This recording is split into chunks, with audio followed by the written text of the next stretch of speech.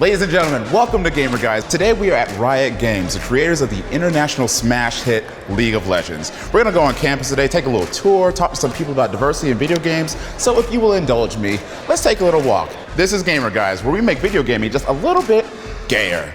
Karate chop!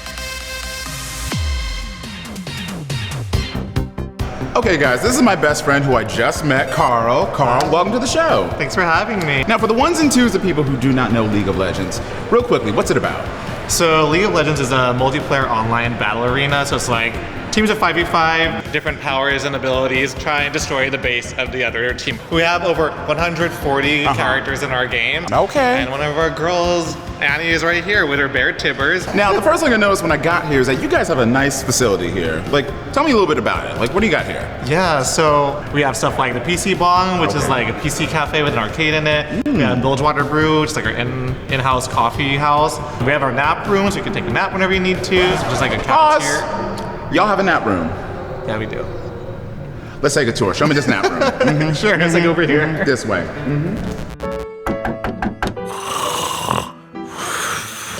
Chastity. Oh, she got her rollers in. Oh my God! What? Why are They you pay you here? to sleep? Yeah, no, but they don't pay you to talk either. It's daytime. Why are you wearing that? Not in here. It ain't. I'm at work. Are you? Oh, sweet Jesus, Carl, I got this. Like, what? What do you want? It's supposed to be my relaxation time. So she works here. Yeah, I'm working Riot Games, y'all. How's that going? It's good. I've only been here like a couple months, and we're already talking about a raise. This is getting a raise. So, Brian, let's talk about getting a little bit more coin in my paycheck. Yes? No? Yay? Nay? It's a good environment, though. I feel like my coworkers really respect me and everything. And here, thank you. So it's nice. There's nice little perks. If you can like go ahead and take like snacks. So you can't abuse it, though. Right. By the way, if you were gonna come to my job, you could have like at least dressed up a little bit because frankly, you look ridiculous. So what else is going on here? Oh, they got a bunch of cool like kooky stuff around the office you can check out. Even the what? What's this? It's like a graveyard for gay dinosaurs. Yeah, it's like the Palm Springs at the office. I have no idea how this even got here. You know nothing about this. We're not a news segment show. Copy, yeah, we're ready. Can I get a countdown? 4.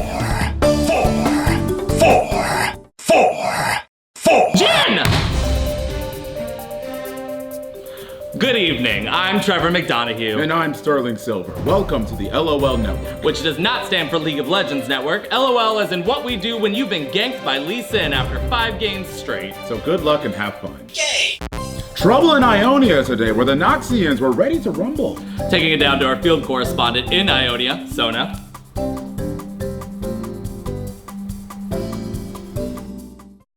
She's mute. Oh. That'll be all for us tonight. Good night. Oh, thank God. Better be vodka. Guys, where were our coffees? Anywhere? Water. Go. It was an intern? What is her name? What's going on here? Rex I?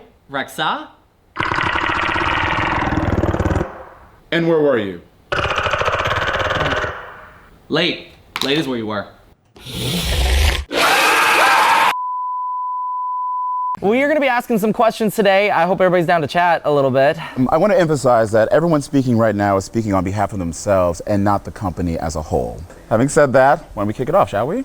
First question we'd like to know is, what is the process of creating and building a character, or in this case, a champion? We start in a small room with another game designer and a concept artist in a process called DNA. And our producers basically just say, hey, we need a champion that looks sort of cute and can do the jungle.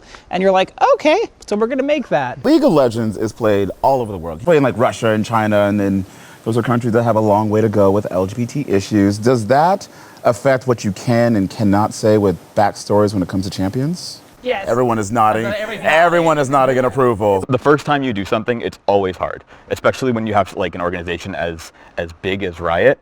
And it's really hard to, you know, halfway through development on Varus was the Pulse nightclub shooting.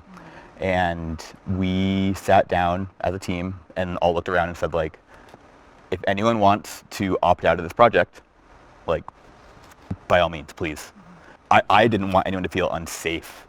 And it was probably the most, like, inspiring moment of my career because everyone stood up one by one like a fucking movie and said, like, no, like, we have to do this. I'd love for us to no longer be like, well, other companies are setting the bar so we feel safer to do it, and to seize back that we're on the cutting edge setting that bar. With that being said, as of this taping, a league has 144 champions. They're only about, and again, some are humanoid, some are not, so give or take a couple, about 17 people of color. How does that make you feel as a Rioter? Frustrated. I mean, yeah. One person from a marginalized group is not the representative of the whole group. It's about collecting different stories and getting collective understanding of what it's like to walk through the world in a way that you could never experience yourself. So much of media, and including our game, is so white. Like, there are probably more non-human creatures in our game than there are people of color, and that feels pretty bad. I think that we're making progress in that regard, but there's a lot of ground to make up for. Way back in the days of League of Legends, there was a new champion coming out every 2 weeks. And when you have a large group of people moving that fast, they're gonna go for the easy stories. We've gone from having 2 weeks to create, concept, and design a champion to 9 months. Over the last 10 years especially, a lot of our competitors have stepped their game up. They've shown that a lot of the more risky ideas, like having a not white hero, are actually like not going to sink your company. You're still going to have a bunch of sales. We had a knowledge share around the 5 canonically black characters and like Pike, for example, and there was some confusion, I think, internally about whether or not Pike was black. I'm really curious about that. I mean, I wrote Pike, so like, yeah, what? People were confused. Why? There was a debate. I don't know. Because he's kind of green. Because he's dead. He's been underwater for a while. He's been digested by a whale. It boggles my mind. It's like, well, no, he is. Yeah, no, that's what we agreed on. But yeah, I guess that's. Oh, thank you. Yeah. I'm really glad you agree. Yeah, I do agree. But there was confusion. Obviously, we'd be remiss to come to Riot Games and not talk about the elephant in the room, to talk about the Kotaku article that came out late last year. Now, we're not going to go over those details verbatim or the walkout because you can go read those for yourself, but these questions are going to be a little bit around that issue. Many communities, especially online communities, suffer from this bro culture, and reports from Kotaku that came out late last summer raised a lot of questions about the internal work culture here at Riot.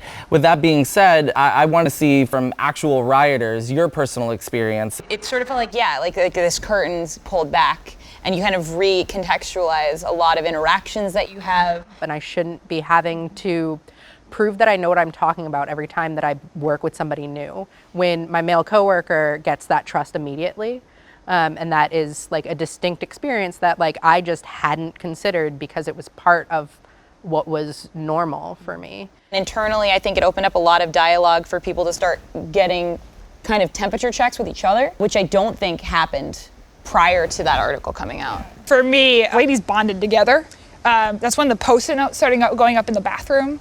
Every single bathroom you went in on campus was covered in Post-it notes of like, you deserve to be here, you're awesome, you're amazing. What would you say is the biggest challenge that Riot has to face in continuing to do better? You can't get better and look good at the same time. Anything that happened post-article, I think, was sort of amplified a bit, even minor things. And that makes it so hard because then you get terrified to do anything. Correct. You have to build spaces where people feel safe enough, where they won't be scrutinized for asking, in order for them to be able to learn. Yeah. Given, all the allegations that Riot has seen over the last year, what is it that has kept all of you here? You can't change an environment by not being present in it. My team was really open about having those tough conversations. That was super inspiring, and I'm like, hey, if my female colleague can stay here and like work to make it better, I gotta be here, and And it's endemic throughout games and tech. And this is a place where I can make change happen. In the video game industry, especially with a lot of story-based games, we are seeing a lot of women take the helm. Like Gears of War, the most bro-y franchise out there, is going to have a female lead character. Are you seeing any steps come from Riot to make the women in the workplace feel as empowered and as badass as the women in these video games? Oh, that's such a good question. For the longest time, we kind of just had this leadership bench that had one woman on it. Seeing the women within this company at all levels being lifted up for the great work that they are doing has been empowering. It's one of the things about dreaming, right? Is that if I don't see anybody that looks like me doing the thing I want to do, then I won't dream that I could do that too. Not every champion has to be for everybody, but every champion has to be for somebody. Ooh, that's going on my Tinder profile. I'm putting that on Tinder. Swipe I like left. that. I'm not for Swipe everybody, but I'm for somebody. I don't know a better way to really end the segment. Thank you nailed guys it. for all being here. Thank you and guys. speaking your minds, we appreciate it. We promise we left everything exactly as it was when we found it. So is this the boiler room or? No, this is our VR room, like, Okay. clearly. Except the problem is that everybody plays Beat Saber, you know, so. The f is Beat Saber? You don't know what Beat Saber is? No. Okay, Help me out. Like, what? Like, Pull it down. Make it comfortable. Okay. Ow. No? We're gonna play an original League of Legends song, Pop Stars by KDA. Okay. Which is a skin line where they had certain champions become pop stars. We're gonna play that song, so go ahead, it's right here. So go ahead and click. Play? Yeah, exactly. Okay. See, look, you got it. Oh shit! Yeah, look at you. Get to the chorus, just get to the chorus. Oh no! Hold on, I was doing great. We're not done. Oh. Because they have this on the DDR machine. Oh, here we go. You know, Google does the hackathons. I think is what it is. So we have a similar thing called Thunderdome, where 3 days out of the year people get to make whatever they want. Like Mad Max? What? Thunderdome. Okay. All right, we're gonna go to the KDA song. Yeah. Pop Stars. Siri, play Pop Stars. Okay, give me the bitch. Here we go. Let me get in this gig.